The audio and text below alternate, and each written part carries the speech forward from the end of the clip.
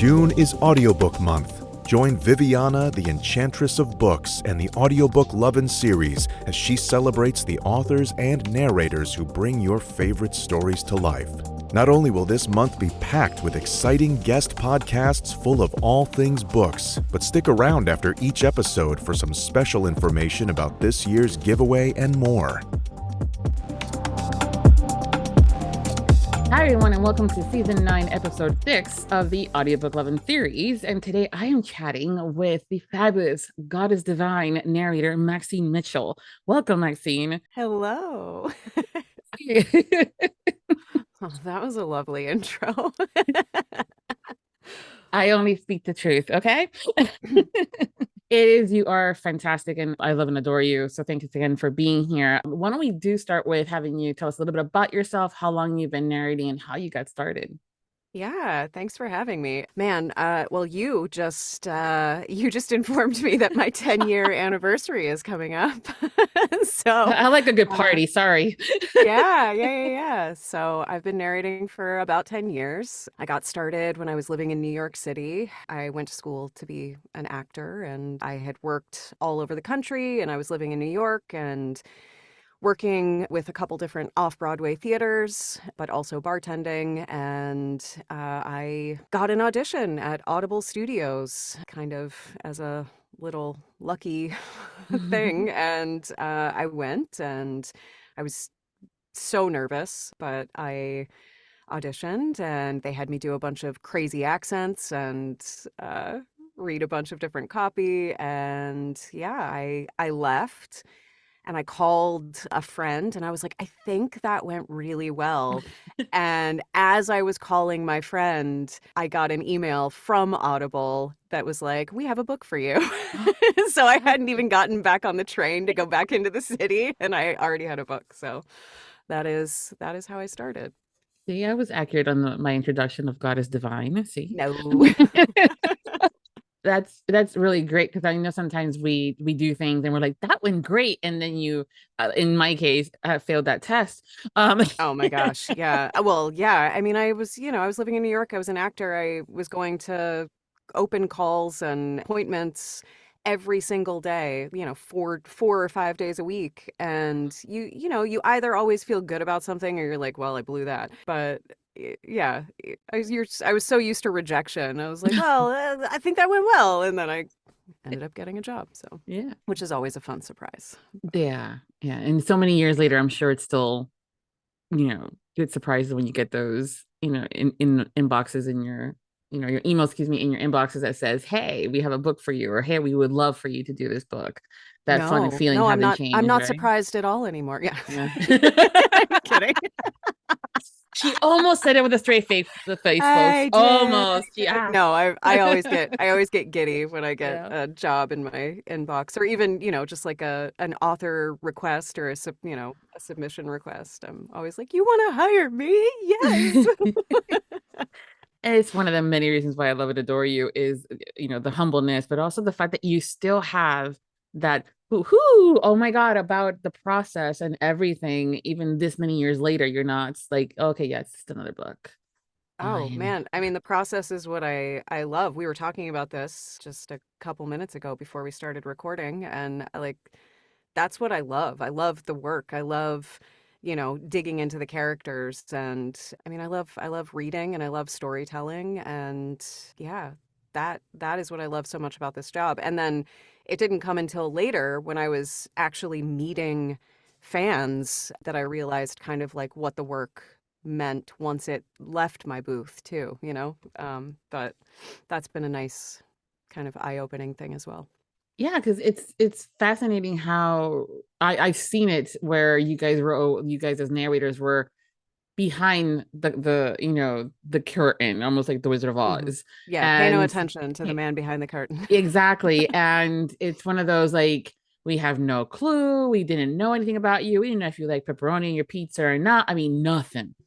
And then as the years continue to get bigger and better for audiobooks, we got to know some of you guys, because now you're doing interviews and, with your authors and this and that. But truly around the pandemic, it really catapulted everybody to kind of step into social media. And some of you guys that had been around and have done stuff, and we knew more about you because you would do podcasts or lives in groups and things like that. We're like, okay, but now suddenly now we're learning that you do or do not like pepperoni on your pizza and stuff like that. And You don't care what I like on my pizza. Fascinating enough, we do, because it's part of that finding something in common with you. And also the hopes of when we go to a conference, if you need to be fed, at least I know what not to get you or to get you, depending on the preference. Because you guys are busy. And sometimes, we're always here to like, hey, listen, we've seen that you hadn't gotten a chance to break. Here's a pizza. Here's your favorite snack. Like, I know Sean Kristen likes his cupcakes, and other things like that. So it's all these different things that you get to know you a little bit, So it's always good. So what is your favorite?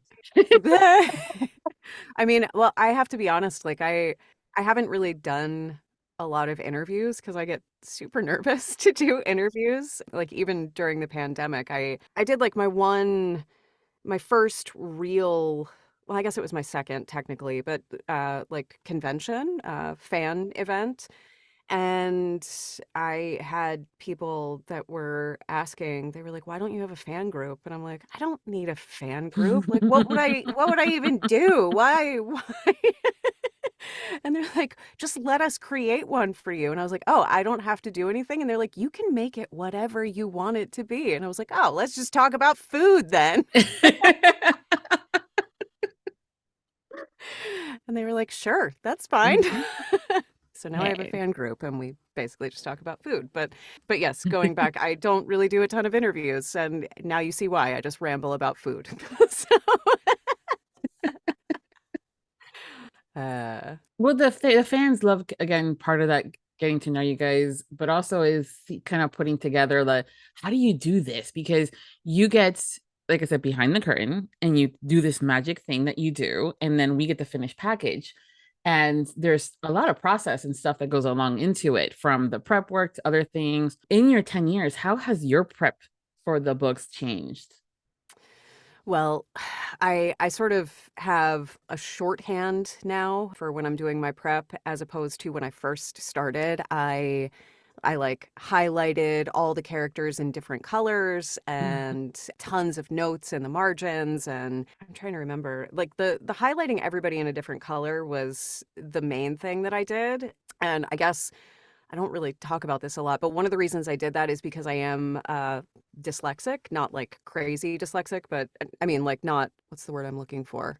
It's not severe, but I am dyslexic. And so it helped me sort of, my eyes go from one thing to the other. So that was how I did when I started. And now, like I said, I sort of have a shorthand where I don't know. I think it's also probably muscle memory too, like your brain kind of learns to do the thing that you've been forcing it to do for a while.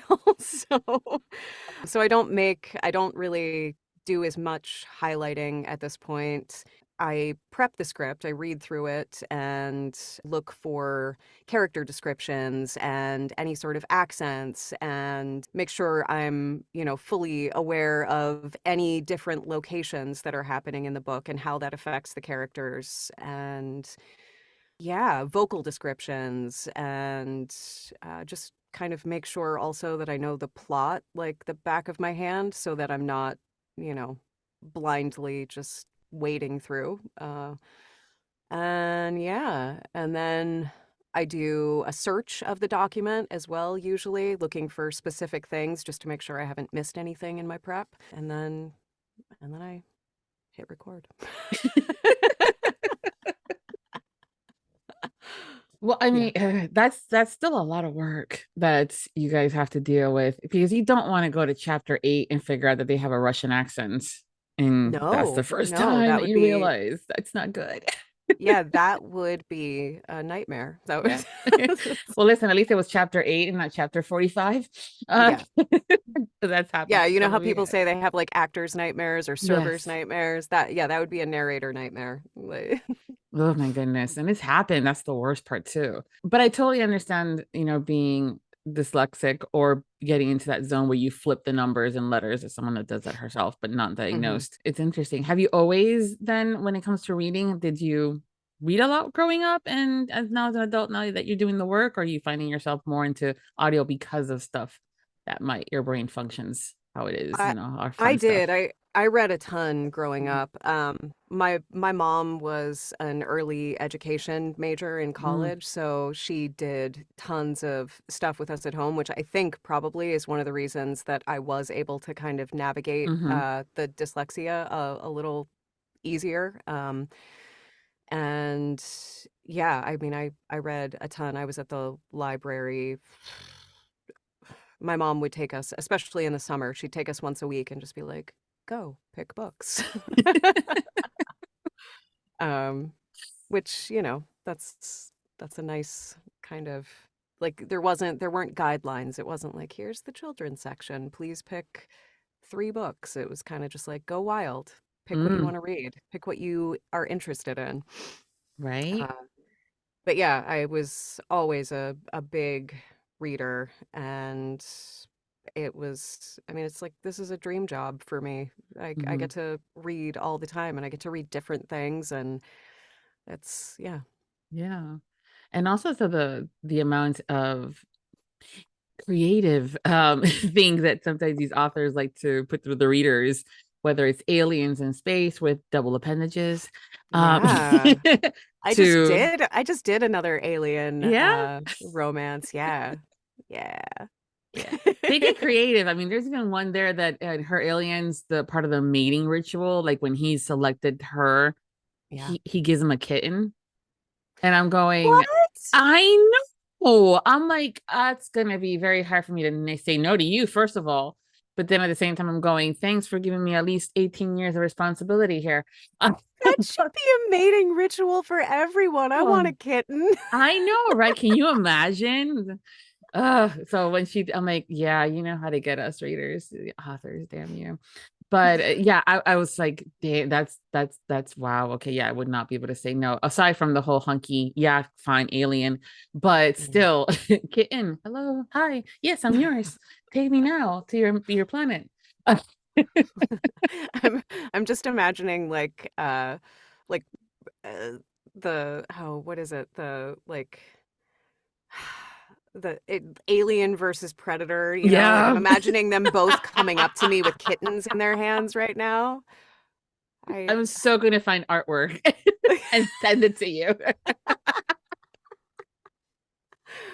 uh, Oh goodness, because I'm sure it's out there, but yeah. probably, yeah. Yeah, because that's the truth, though, right? When I think Hmm. of aliens, I do think of Aliens, the bad, the movies, where Hmm. there's not a good, sexy alien whatsoever, No. or Predator, which again, Yeah. also, I mean, especially when he takes off the helmet, but still, Or like uh, the thing from Stranger Things, like that's what yes, I think. yeah, that's what I think when I think alien. So imagine having to reset my wiring per se Yeah. when I'm seeing these stories and the trope of alien romance kind of growing, and I'm going, Hmm. oh, that's going to have to be a recalibration significantly in my Yeah. head.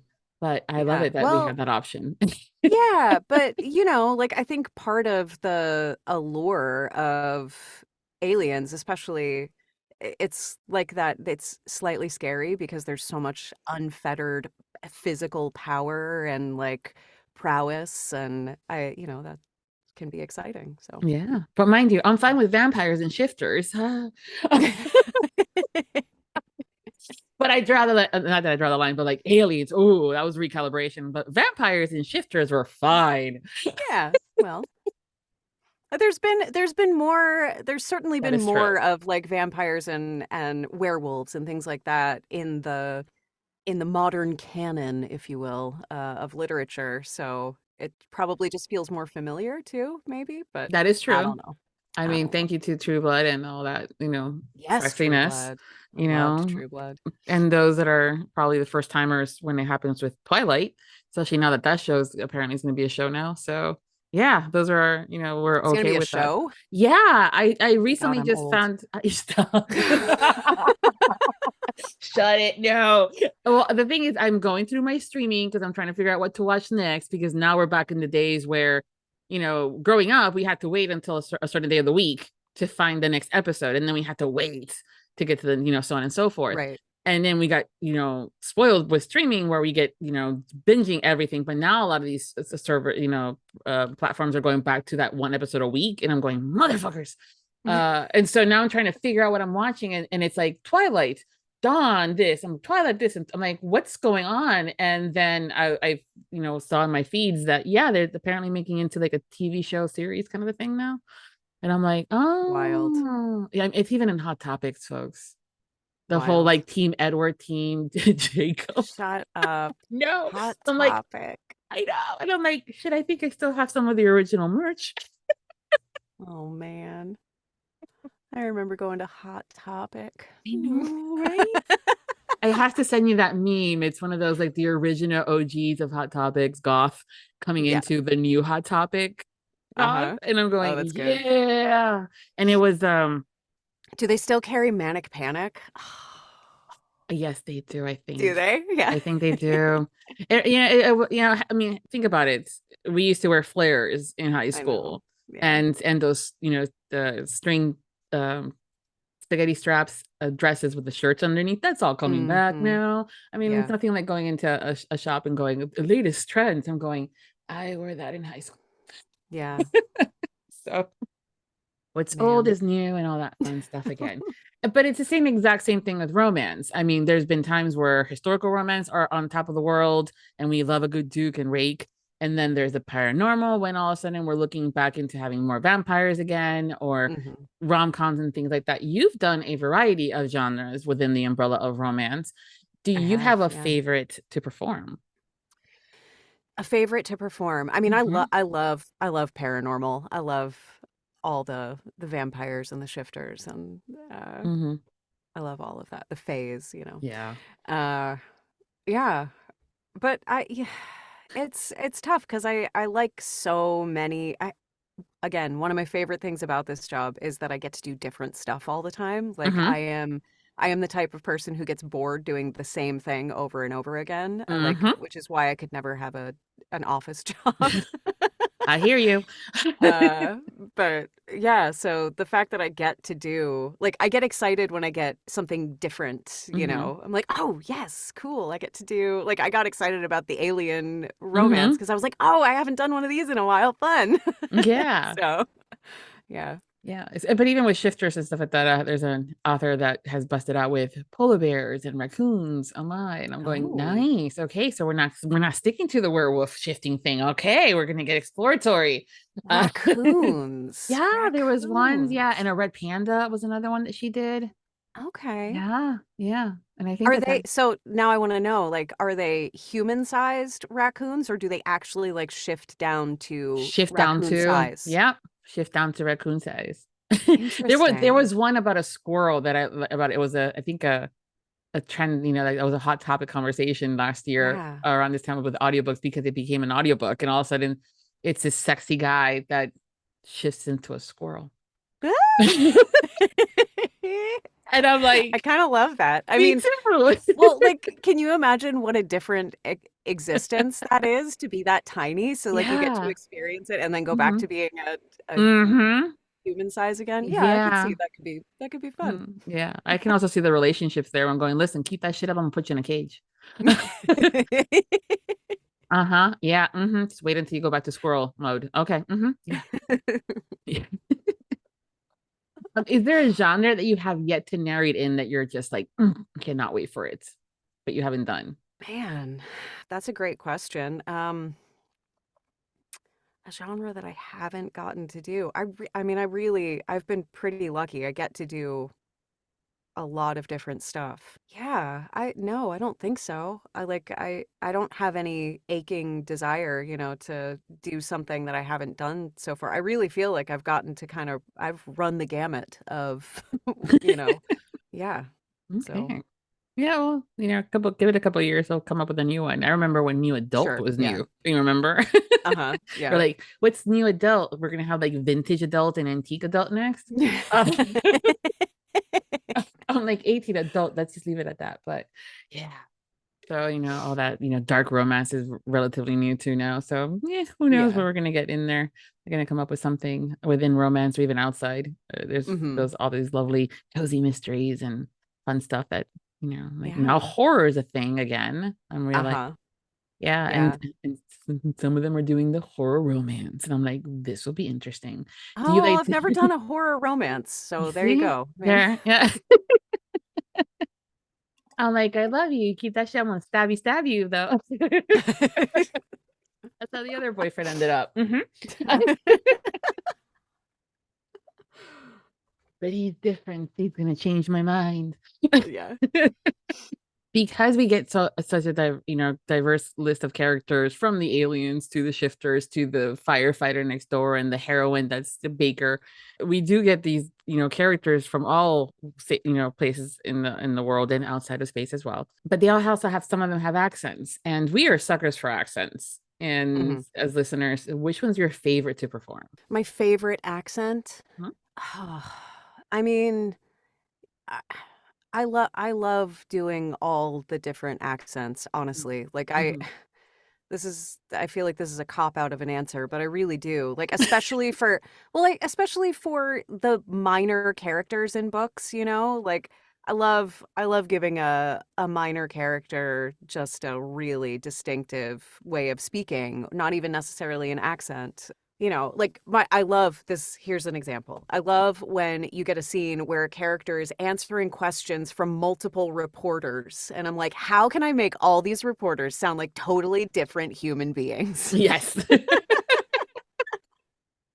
I love that. So, yeah, I don't know. I guess I've done Russian a lot. So maybe Russian. We'll say Russian. Okay. Yay. There you go. Okay. Fine, things are making me choose, Viviana. Yeah. Fine. I mean, I also love a good, British accent. For Book Bonanza, we're doing some sort of panel with accents, and they were like, what accents do you feel comfortable with? And I was like, I will do any accent poorly for a laugh. So you can just put that down.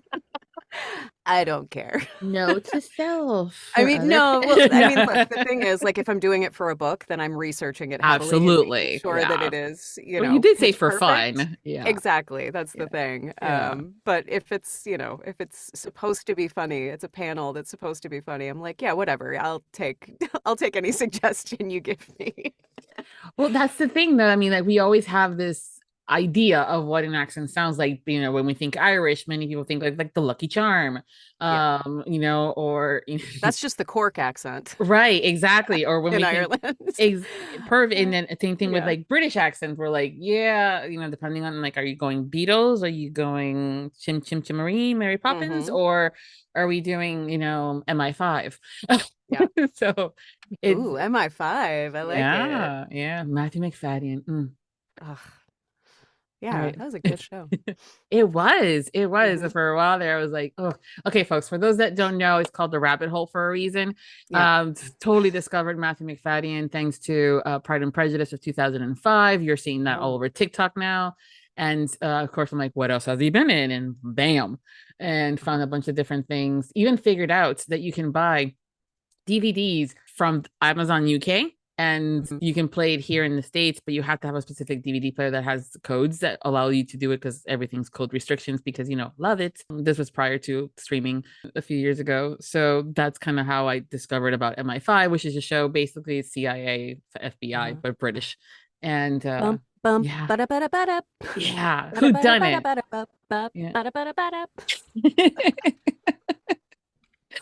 Yeah, so that's just one of those where we think accents, we kind of go with those mindsets, but there's so many different little nuances depending on where they're from. And even here in the States, a Texan accent versus a Savannah, Georgia accent versus a Kentucky, Louisville. It's just different. And even though technically South, right? And people will tell you if you're wrong or if you pronounce it wrong because of a street of how they do it, Heck, I've done it. It's like, it's not Kissimmee, it's Kissimmee.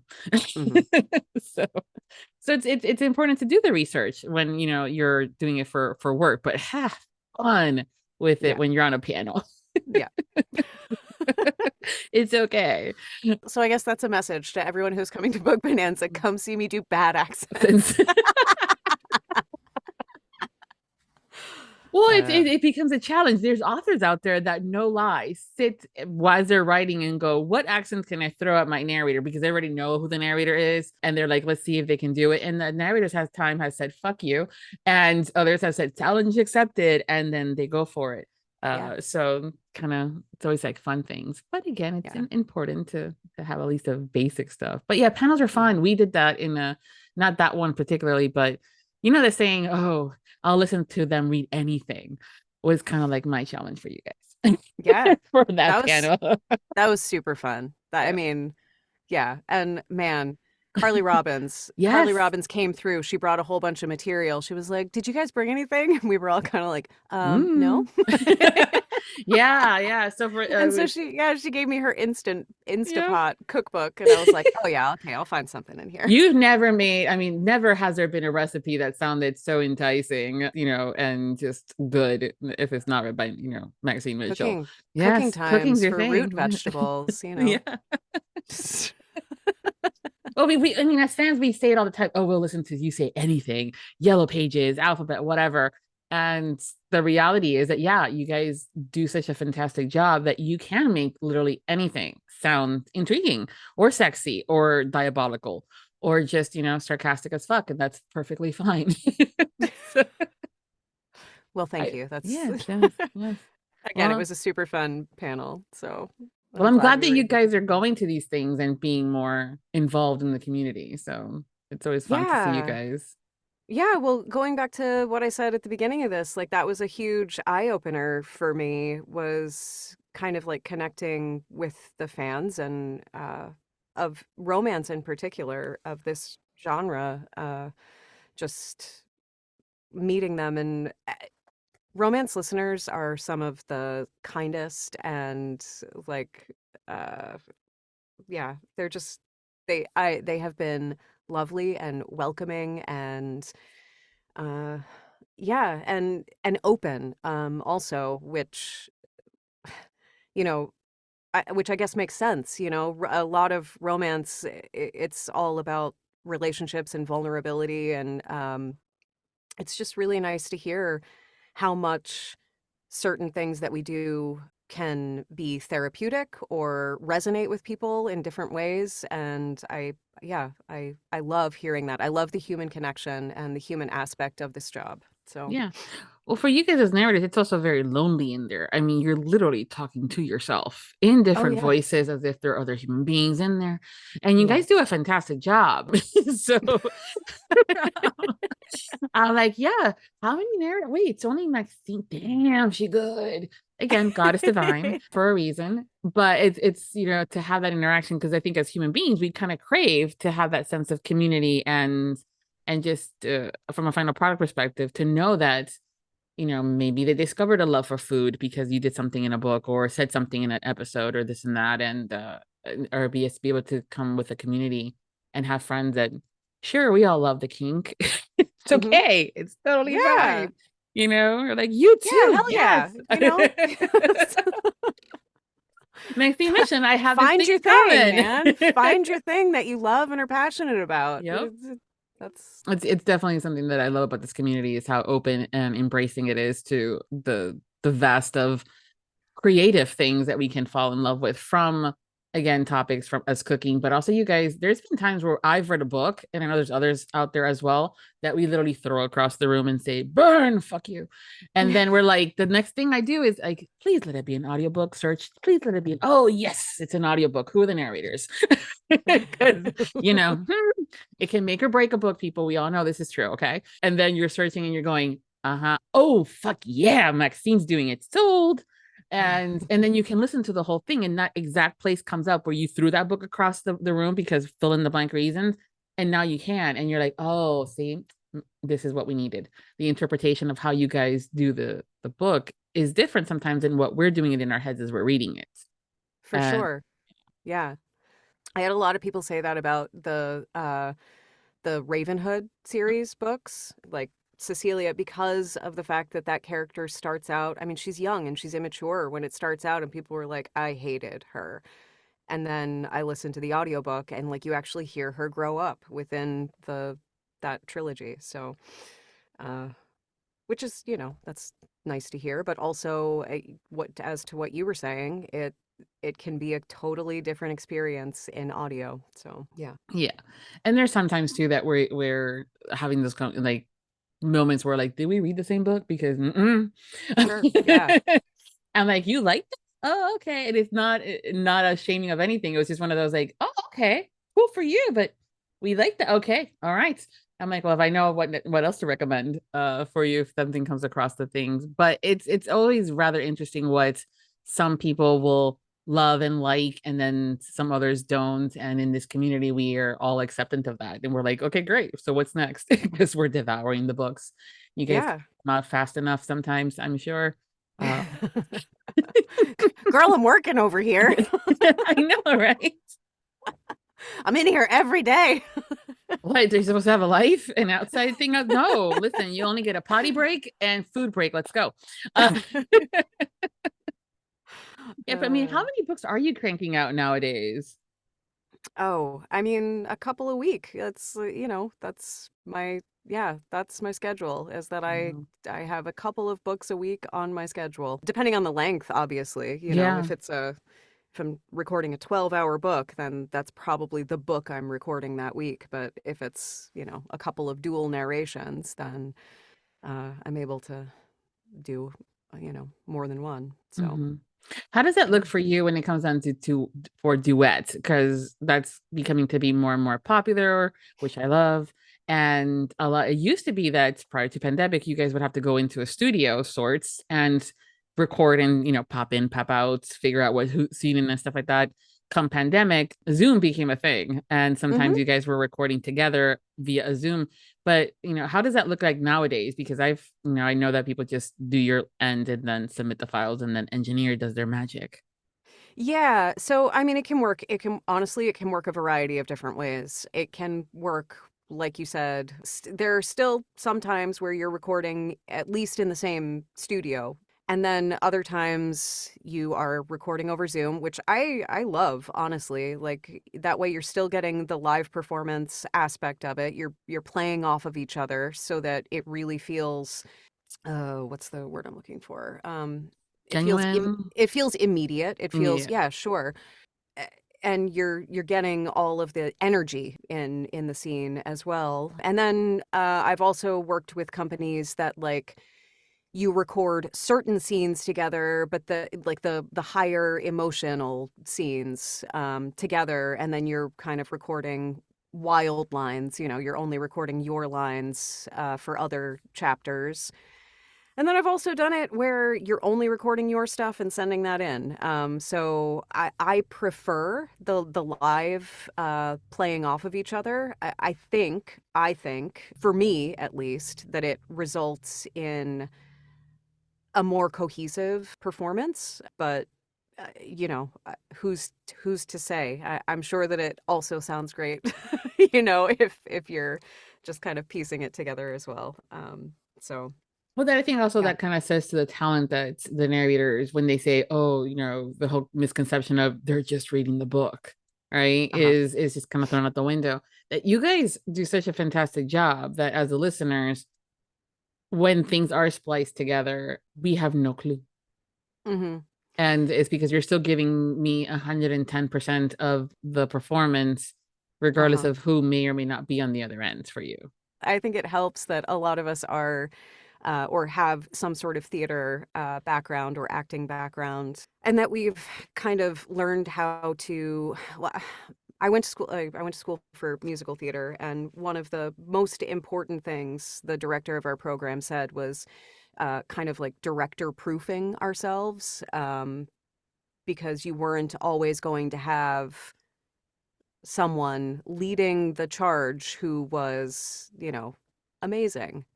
So the fact is, I am now I am leading the charge. So I'm kind of like you have to learn to like direct yourself, kind of try and have in your mind what might the other person be doing in this scene. And so yeah, I don't know. I guess all I'm saying is having the theater background certainly helps.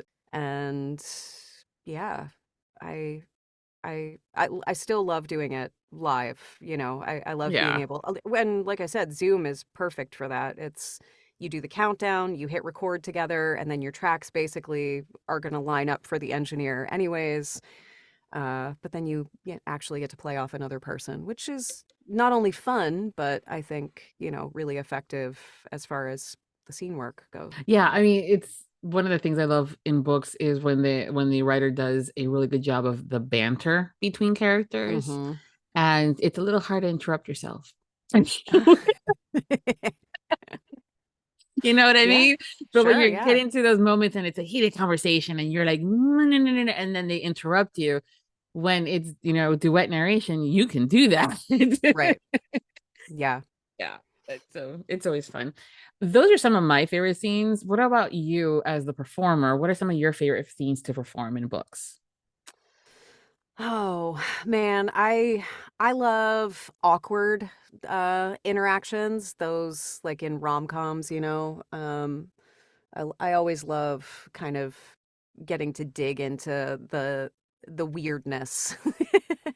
Because I think that those are emotions and feelings that everyone can identify with, like that the horrible feeling of embarrassment and mortification, and so I kind of like swimming in those waters. Uh yeah, like funny and awkward and embarrassing. I like all Yeah. that. Yeah, you have a great timing too with when you narrate and there are those rom-com moments in books. And Oh, also thank you. sarcasm is like perfection with you too. So like, Oh, yeah. thanks. Says the girl that loves sarcasm as well. So yeah. Yeah.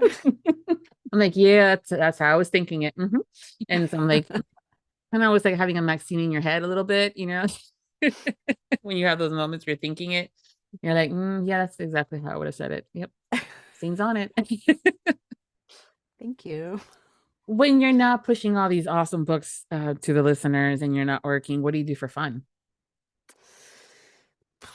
For fun, Mm-hmm. I Do you need me to look that up for you? No. fun. Let me see. Fun. Fun. How do you spell that? Fun, fun. Uh, yeah. No, I do a lot of baking. I bake a lot. That's my fun and zen activity. And then I do a lot of yoga, and yeah, I walk around in nature. I like to hike. Um, yeah, I don't know. I used to rock climb a lot, but I haven't done that in a while. Mhm. Yeah, Wow, that's a these are lot. yeah. Well, I mean, it's like baking, indoor activity where the worst thing that can happen is the bread doesn't come out the right way because you forgot to include an ingredient. Rock climbing, where plummeting. Well, usually in a harness. Ew, ouchie. Yeah. I've been in a harness before. Those are not Yeah. comfortable. Yeah. Those are not comfortable. Women are naturally, like, I don't want to say better, but women are naturally better at rock climbing than men because Mm-hmm. they understand how to use their legs to push themselves up, whereas men always go for the upper body strength and try and do everything with their arms. So just something out there for Perfect for example of everyone. working smarter, not harder. Uh-huh. Yeah. Which my husband says should be on my urn/tombstone. Because I'm the one that's like, can we work smarter, not harder, please? Thank you. What's your favorite thing to bake? My favorite thing to bake? Mm-hmm. Oh man. Well, I really love making tarts. Yeah, like a fruit tart. I made for one of my friends a while ago. This is still one of my favorite things that I've made. I made uh, a a fruit tart with an almond crust and a green tea infused pastry cream, and then a bunch of different fruits from the farmer's market, and then I did a ginger glaze on top, and it was so good. But yeah, I like doing like a fruit tart with a custard or a pastry cream filling. Yeah, I don't know. And I love trying different things, and Yeah. Yeah. Yeah. I'd say tarts. Tarts are fun because you can do different fillings and different toppings and Yeah, kind of modify it and do little ones, do big ones. yeah. Yeah, to share that recipe because that sounds divine. I love, I mean, shoot, with my culinary background, it's one of my things that one of the reasons why I love to cook. But I always found that when I was What's your stressed, culinary background? oh, I have my A in culinary arts, so I was a chef. Yes. Yeah. Amazing. I didn't know that. Yeah, it's one of the things where you like I'm a learner. Hmm. So and I've always loved how food brings us together. And so I Yeah, used to me always too. love doing like the dinner parties Yeah. where friends would come over and it could be game night, so we'll play Monopoly, or I literally did some of those dinner parties where we all had it was those murder mystery dinner parties where Fun. so we would completely dressed up in the theme, and they would get the invitations via mail, and the menu was themed to that game. And to me, it's the spending the time to have the conversations, but also the reaction of when they love the food. And I tend to cater to the individual's taste and Uh-huh. preferences, and so that just kind of brings me so much joy that something that I made is making you happy. And Yeah, yeah. food is Mhm. love. Food is love. Yeah. It's like food is my love language too. Like that is how I take care of the people around me. So yeah, I hear all of that. The yeah.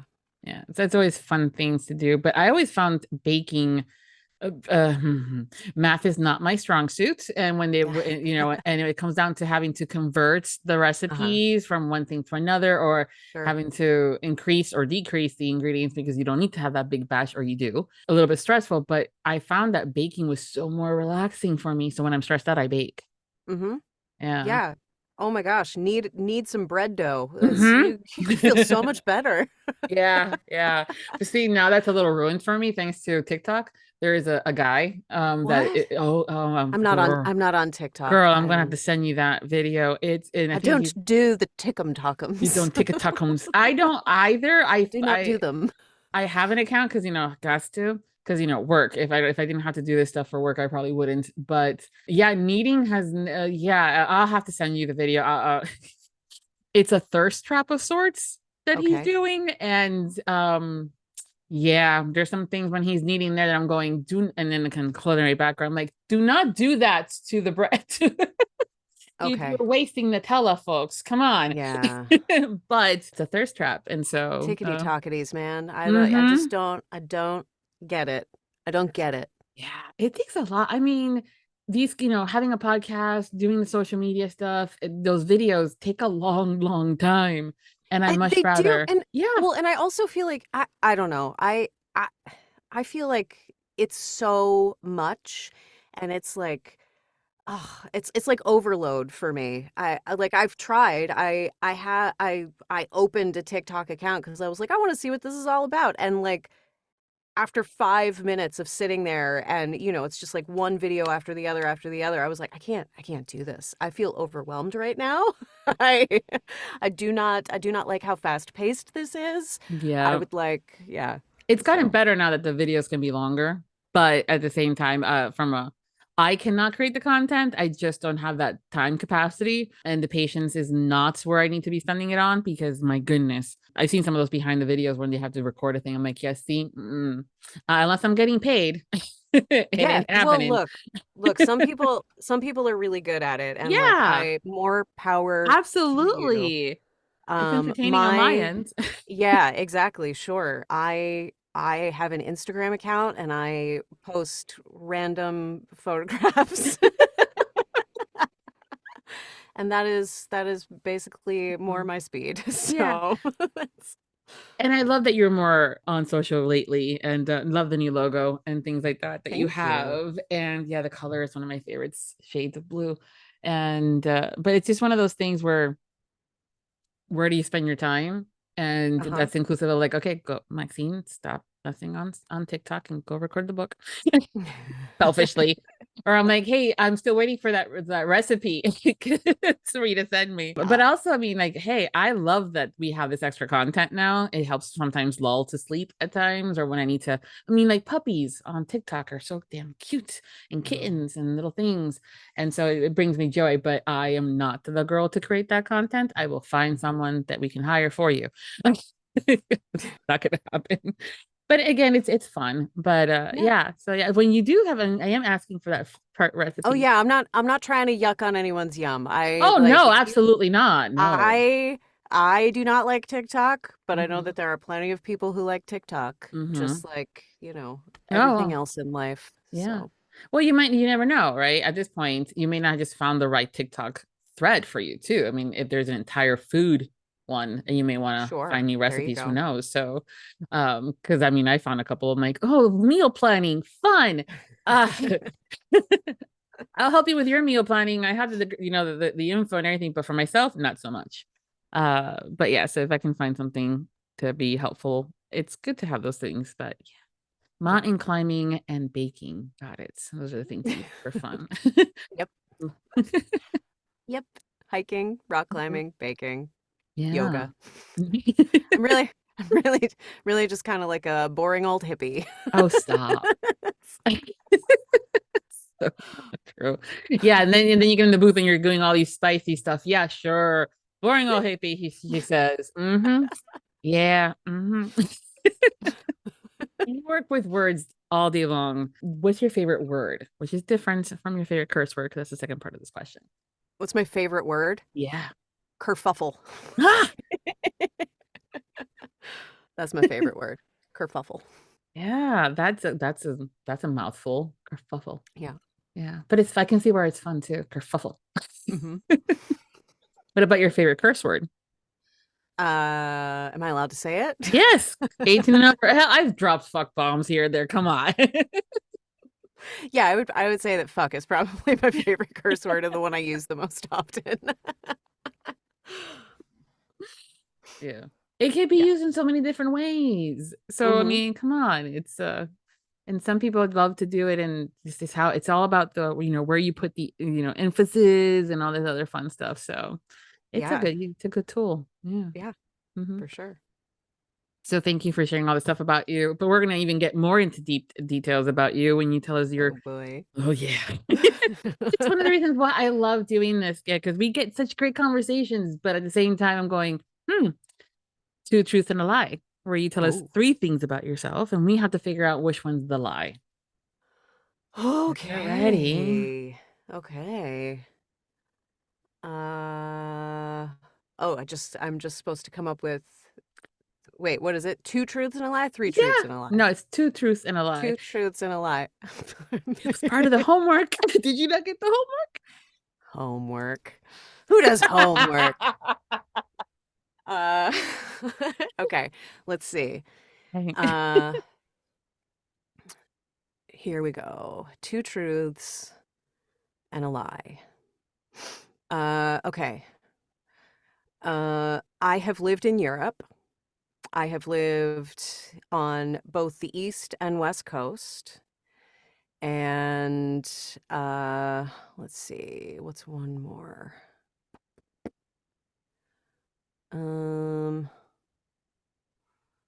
I have lived on a tropical island. There we go. She went with the theme, folks. I mean, Okay. I love it. You guys are sneaky sometimes. I love it.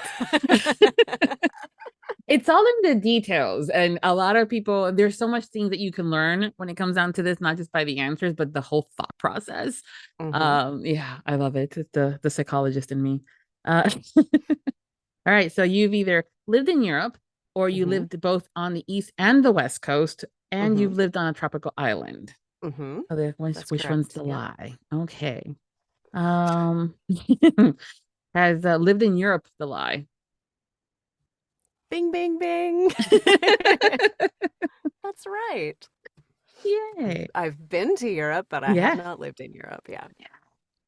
Definition. Unfortunately, I feel like I should. I feel like I should at some point. Maybe I still will. Yeah, I mean, there's still time. There Okay. is. So much potential for things out there now too. Talk about like it's gonna stay there for the next 6 months. Technically, traveling is still living in it, so you're good. Mm-hmm. So this whole thing about living on a tropical island, though, Mm-hmm. where is that? Can you share a little bit about that? I will not.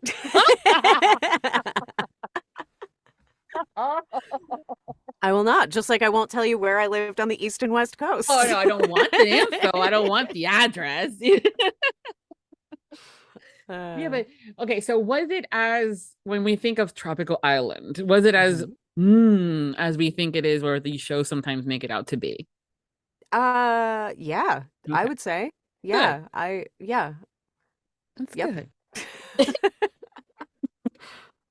Yes. And I am lucky enough to still kind of have a home away from home Oh, that nice.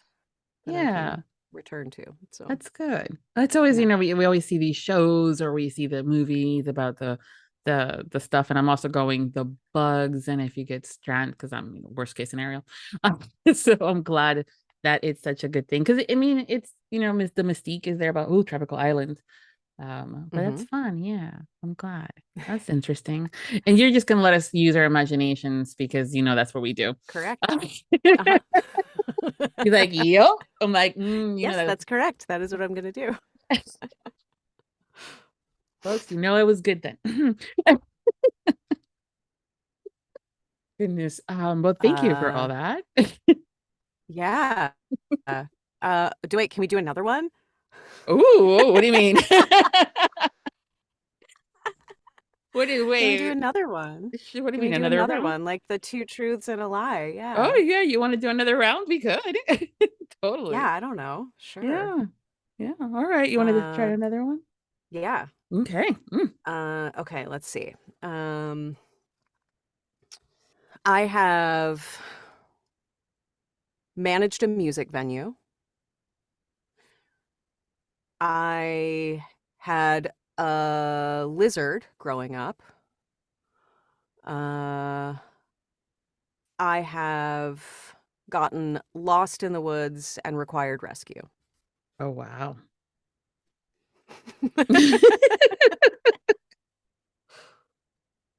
Now she went completely different gamuts. I love Well, it. yeah, because you were like, oh, there's a theme. So I'm like, okay, well, let's make it Well, wacky. I love hey, I was not anything about it. I love it. Y'all get creative on these things. It's also why I give it for homework is I never want to cut you guys off guard or have to have that moment of, dead air silence, but it's been great. And sometimes you guys really think about these things and there's been moments where it's been themed, others have been completely out there and then the ones where you're like you survived all this. So it's like cool. But in your case, we've managed a music venue, had a lizard growing up, and gotten lost in the woods and required rescue. It's all in the details. Yep. Let's see. Is the lie the managed a music venue? Nope.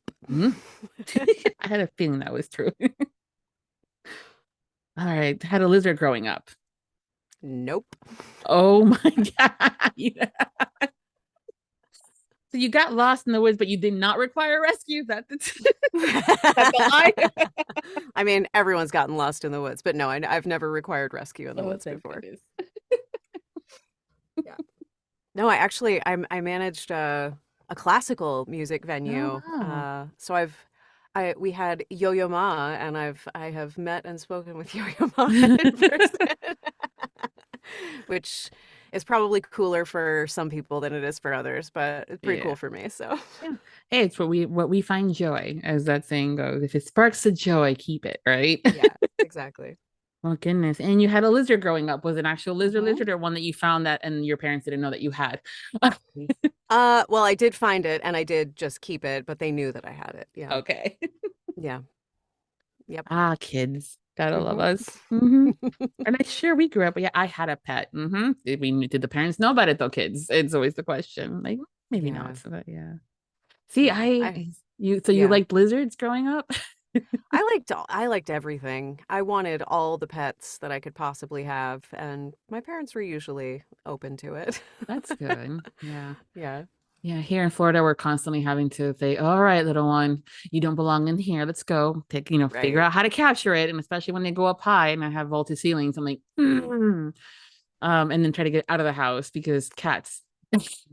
Sure. Yeah. You Oh, know, yeah. You don't want the cats getting them. no, I don't. I I was mean, gonna say they're not bad in the house because they'll eat all the bugs, but exactly. but No, you don't want your cats eating them. yeah, perfect. That's the main reason. I'm like, when they get up there, I'm like, you know what? One less spider, Yeah. or anything else, because again, Florida. But at the same time, I don't need any of the fuzzy kids presenting me with gifts that require stuff like that. So, no, good.